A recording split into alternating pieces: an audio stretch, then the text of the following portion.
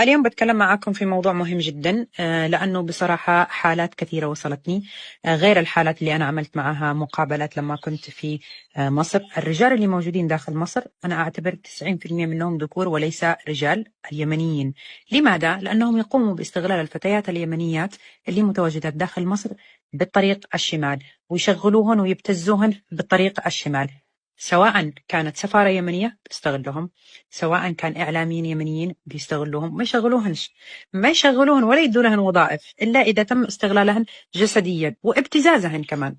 أنا في عندي أدلة لو أنزلها أقسم بالله العظيم لا تستحوا من أنفسكم وتبطلوا تقولوا أنكم يمنيين. عارفين ولا لا؟ من الحالات اللي موجودة في مصر، من حالات الاستغلال الفتيات المساكين اللي موجودة داخل مصر. ولا حد يجي يقول لي اللي ترضى على نفسها في بنات بيشحتين في الشوارع. الواقع أليم. لا حد يجي يتكلم وترجعوا أن الضحية اللي هي المرأة